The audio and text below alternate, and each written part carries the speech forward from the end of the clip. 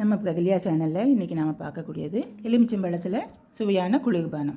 வாங்க பார்க்கலாம். நாம் இப்போ எடுத்தது 7 நல்ல பழுத்த எலுமிச்சம்பழம், புதினா இலை, கொஞ்சம் இஞ்சி துண்டு, லெமன் ஜூஸ்.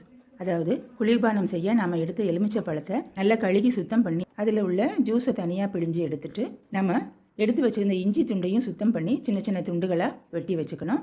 புதினா இலைகளையும் ஆஞ்சி நல்ல இலைகளை இதோடு சேர்த்து எடுத்து வச்சுக்கணும். ஜூஸுக்காக நம்ம எடுத்து வச்சுருந்த லெமன் ஜூஸு, எலுமிச்சம்பழத்தோட தோல் கொஞ்சம் எடுத்துக்கலாம். 2 பீஸு நம்ம இப்போ பார்த்தோம். இஞ்சி துண்டுகள், நம்ம கழுவி வச்சுருந்த புதினா இலை, கொஞ்சம் உப்பு, இதுக்கு தேவையான சீனி இனிப்புக்காக, இது அத்தனையும் மிக்சியில் போட்டு ஒரு 4 சுற்றி எடுத்துட்டோம்னா அது கொஞ்சம் எல்லாம் கலந்து கிடைக்கும். இது போல் இப்போ சல்லடை எடுத்து அதை நல்ல சலிச்சு எடுத்துக்கணும். அதனுடைய எசன்ஸ் மட்டும் நமக்கு கிடைக்கும். இப்போ நம்ம பார்க்கக்கூடியது இஞ்சி, புதினா, எலுமிச்சம் ஜூஸு, உப்பு, சீனி, இதெல்லாம் கலந்த கலவை.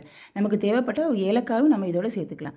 இந்த எசன்ஸில் மொத்தத்தையும் எடுத்துக்காமல் இதை நமக்கு தேவையானதை மட்டும் உபயோகப்படுத்திட்டு பாக்கியை நம்ம பாட்டிலில் ஊற்றி ஃப்ரிட்ஜில் ஸ்டோர் பண்ணிக்கிட்டோன்னா அது நமக்கு எப்பப்போ தேவையோ இது போல் 2 கரண்டி எடுத்து கிளாஸில் ஊற்றி தேவையான அளவு தண்ணியும் சேர்த்து கலந்துட்டு அழகுக்காக புதினா இலையும் எலுமிச்சம்பழ துண்டுகளையும் இதில் வச்சு அழகுபடுத்தலாம். மீதமுள்ள நம்ம கலந்து வச்ச எலுமிச்சம்பழ எசன்ஸை நல்ல பாட்டிலில் போட்டு அதை நம்ம ஃப்ரிட்ஜில் ஸ்டோர் பண்ணிக்கிட்டோம்னா நமக்கு தேவையான சமயத்தில் அதை எடுத்து உபயோகப்படுத்திக்கலாம். இப்போ இந்த ஜூஸில் நமக்கு தேவைப்பட்டதுன்னா நம்ம ஐஸ் க்யூபையும் இதில் சேர்க்கலாம்.